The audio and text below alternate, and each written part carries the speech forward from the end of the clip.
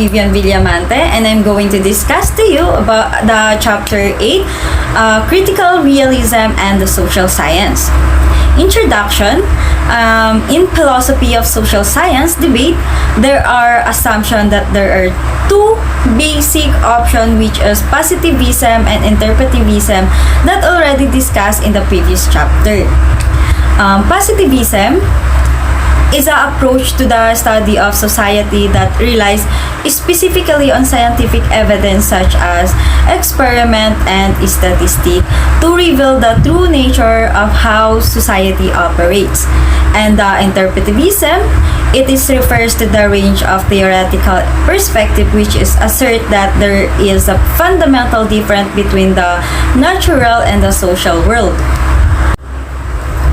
What is realism and what is critical?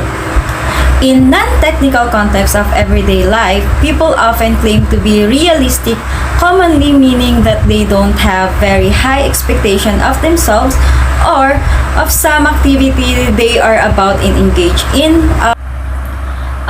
So, realists in the theory of knowledge are committed to the existence of the real world, which exists and acts independently of our knowledge or belief. But they hold that this external world is in a principle knowable and so to some are discoverable. Sometimes this view is caricatured by its opponent as the claiming an absolute certain one-to-one correspondence between existing belief and the supposed reality of which is knowledge.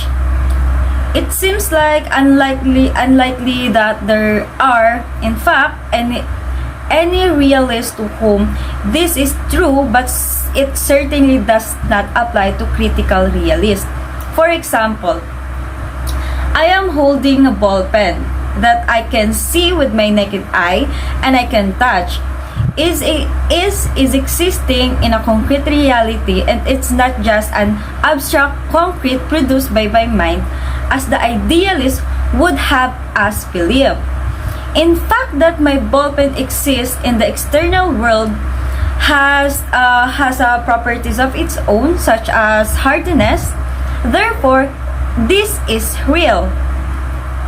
And contrary to the nominalism, which hold that universal do not exist independently from particulars, realism hold that both universal and particular exist independently from each other. Metaphysics, the term particulars refers to the concrete spatio-temporal entities or object, and the term individual is used to interchangeable with particulars.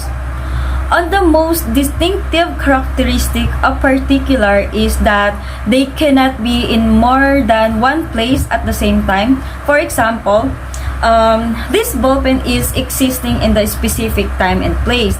It cannot be in another time in the and place at the same time.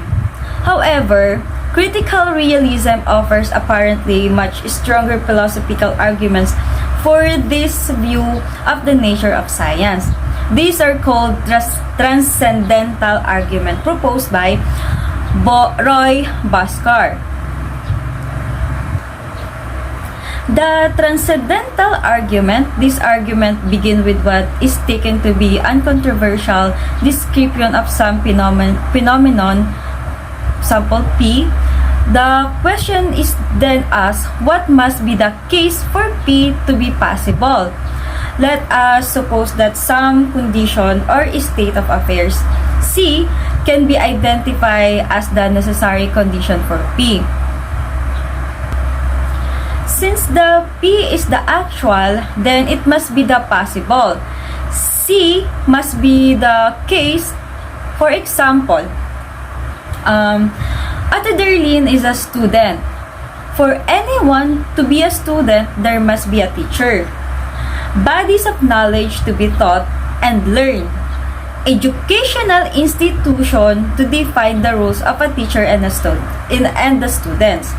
Since Ate Darlene is a student, necessary condition of possibility for someone to be a student must be satisfied, and we conclude that educational institution exists. In these rather obvious cases, the transcendental argument has conclusions which are not very surprising or interesting. However, in Roy Bhaskar realist theory of natural science argument of this type have led to some very interesting and important conclusion. It is the transitive and intransitive dimension. Bhaskar construct the transcendental arguments on the basis of presumable and controversial description of scientific practices such as experimentation, scientific dispute, and the application of scientific knowledge in technology. If we ask the question, what must be the case, for example, scientific experiment to be possible? The answer fall into two groups. This will be on the one hand, a statement about what the world must be like for experiment to be possible. And on the other statement, about what scientific investigators must be like for them to be able to conduct experiment. Bhaskar uses the term intransitive dimension to characterize the reference of the first set of statement and the term transitive dimension for the second. We will focus on the intransitive dimension. What must the world be like in order to distinctively scientific practices such as experiments to be possible? Remember, it is arguable that the same form of reasoning could be applied to any other human social practice with comparable result. And then now, let's proceed to the experiments, laws, and mechanism. The empiricist view of scientific laws as general statement about regular pattern or observable event has already shown in chapter 3.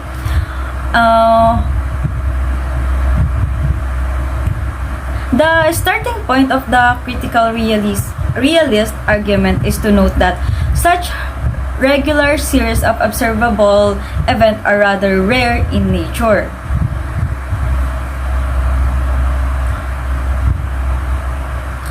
On the very few such regular sequences in the movements of the planet in the solar system, this gives us the regular pattern of day and night, and the season and so on. However, if you consider, for example, the weather, then on a day-to-day basis, prediction is notoriously difficult and unreliable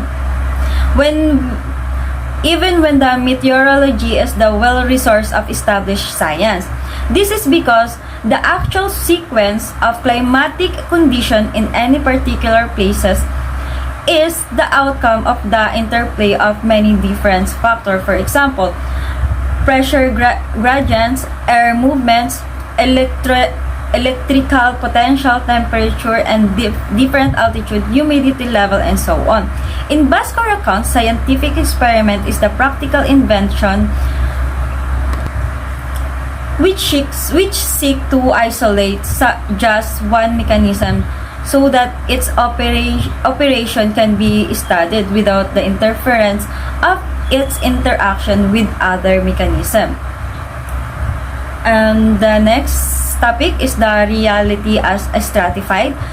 Bhaskar argued that we can conclude more than this. Something about the basic structure of the intransitive dimension can be inferred from analysis to the condition of possibility of experiments. This analysis implies three levels of reality. A. The real world of mechanism, power, and tendencies, and so on, which science seeks to discover. B. The actual level flows or sequence of events which may be produced under the experimental condition or occurred in more complex and less predictable conjunctures outside the laboratory. And number C, the empirical level of the observed event which must necessarily be only a small subset of B, and then the strict empiricism can recognize only level C phenomena as a real. A more relaxed empiricism may recognize the existence of an experience but still experienceable events, which is level B, as a real. Bhaskar called such a position actualism, but the distinct feature of the transcendental critical realism is the claim to demonstrate the independent reality of the third real level of mechanism. So that's all. Thank you.